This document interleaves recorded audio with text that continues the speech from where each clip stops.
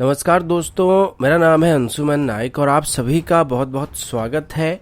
Indian defence news की defence talk series में, जहां पर हम रोज नए नए डिफेंस अपडेट्स के बारे में बात करते हैं। तो चलिए देर न करते हुए आज की वीडियो शुरू करते हैं।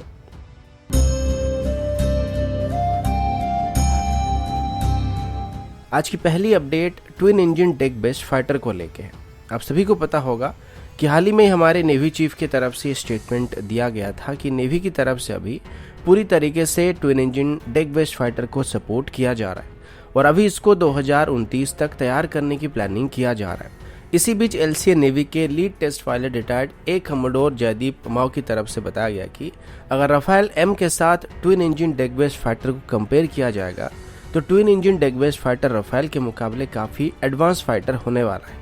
अब हाल ही में ही एक खबर सामने आया था कि नेवी की तरफ से अभी राफेल एम को टेस्ट किया जाने वाला था, जिसके बाद ये स्टेटमेंट सामने आया था कि twin engine deck based fighter उससे भी ज़्यादा बेहतर एयरक्राफ्ट होने वाला है। एलसीए नेवी के लीड टेस्ट पायलट के मुताबिक राफेल को लगभग 30 साल पहले डेवलप किया गया था, जबकि twin engine deck based fighter को अभी डेवलप किया जा रहा है। तो चाहे वो डिज़ाइन के मामले में हो या फिर टेक्नोलॉजी के हिसाब से देखा जाए तो राफेल से बेहतर होने वाला है, क्योंकि आपको पता होगा कि twin engine deck based fighter भले ही एक 4++ जनरेशन का फाइटर होने वाला है, लेकिन इसमें काफ़ी हद तक 5th जनरेशन टेक्नोलॉजी को मिक्स करके इस्तेमाल किया जाएगा।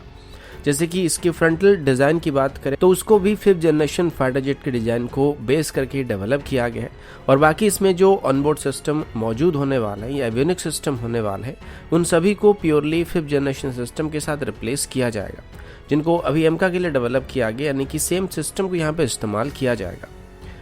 इसकी एक और ख़ास बात ये होने वाली कि इसमें एआई सिस्टम का इस्तेमाल किया जाएगा और जिस तरीके से तेजस MK2 और एमका में अभी एआई सिस्टम को इंट्रोड्यूस करने की कोशिश किया जा रहा है, ठीक वैसे ही इसमें भी एआई सिस्टम को ऐड किया जाएगा और इसकी मदद से कुछ हद तक ऑटोमेटेड फ्लाइट ऑपरेशन को कर पाएगा। जैसे कि अगर हाई जी टर्न्स को लेते दौरान पायलट बेहोश हो जाता है तो ऐसे कंडीशन में अपने आप ही प्लेन को स्टेबल कंडीशन में ला सकता है, अल्टीट्यूड को मेंटेन कर सकता है। या फिर अगर पायलट को कुछ मेजर हेल्थ इशू का सामना करना पड़ता है और वो प्लेन को उड़ाने की हालत में नहीं रहता है तो ऐसे कंडीशन में प्लेन अपने आप ही अपने नज़दीकी एयरबेस में वापस जा सकता है। इसके अलावा इसमें ऑटो टेक ऑफ और लैंडिंग जैसे सिस्टम भी होने वाली और इसमें auto mid day refilling system भी मौजूद होने वाला है, जो कि अपने आप ही एरियल टैंकर के साथ अलाइन करके रिफिल कर पाए, जो कि काफी हद तक हमारे पायलट्स की जो वर्कलोड है उसको रिड्यूस करने वाला है। साथ ही ह्यूमन एरर की वजह से जो एक्सीडेंट हुआ करते थे उसको भी काफी हद तक रिड्यूस करने वाला है।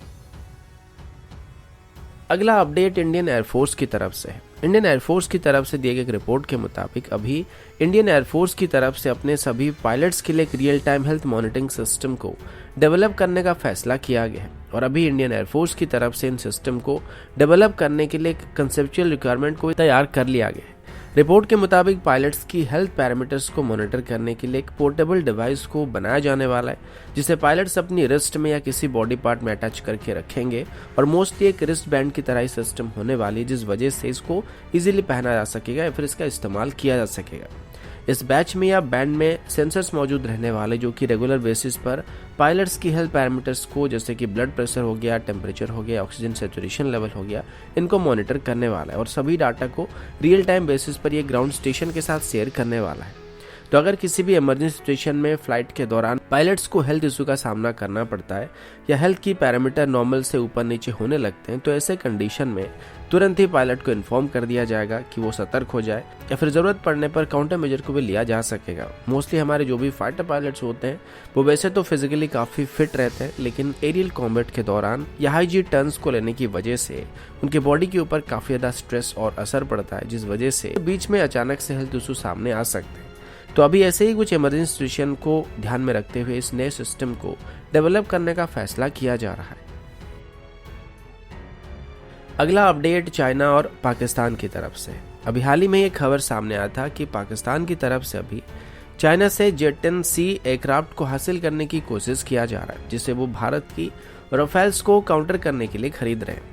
इसके बाद अभी पता चला है कि पाकिस्तान की तरफ से भी चाइना से अटैक हेलीकॉप्टर्स को भी खरीदने का प्लान बनाया जा रहा है। अब देखा जाए तो अपाची और लाइट कॉम्बैट हेलीकॉप्टर या फिर रुद्र जैसे हेलीकॉप्टर को इंडियन आर्म फोर्सेस में शामिल करने के बाद पाकिस्तान के अटैक हेलीकॉप्टर की फ्लीट से भारत की अटैक हेलीकॉप्टर की फ्लीट काफी हद तक ताकतवर हो चुके हैं। और अभी अगर कोई जंग होता है तो ऐसे कंडीशन में अपाची हेलीकॉप्टर्स हमको बेहतरीन एंटी आर्मर कैपेबिलिटी प्रोवाइड करने वाले, जो कि पाकिस्तानी टैंक्स को सिटिंग डक्स बना सकते हैं। इसी वजह से पाकिस्तान की तरफ से भी अभी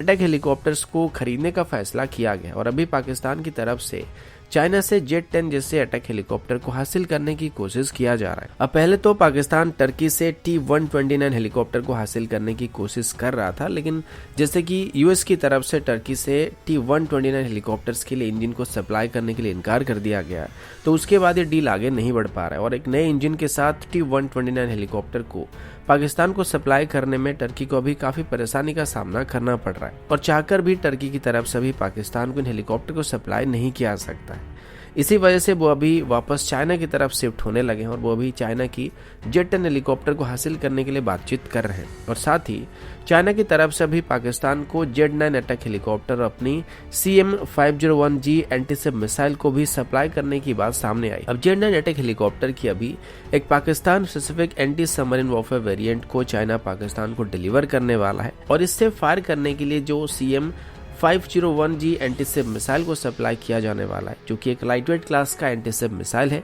और इसकी रेंज जो है वो लगभग 70 किलोमीटर के आसपास होने वाली है और ये पाकिस्तान की नेवी के द्वारा वर्तमान इस्तेमाल किए जाने वाले CM-501A क्लास के मिसाइल के मुकाबले बेहतर रेंज को प्रोवाइड करने वाला है, जिनकी रेंज पहले 40 किलोमीटर हुआ करते थे। तो दोस्तों अभी के लिए इतना ही, मिलता हूँ आपसे अगले वीडियो में, तब तक के लिए जय हिंद, वंदे मातरम।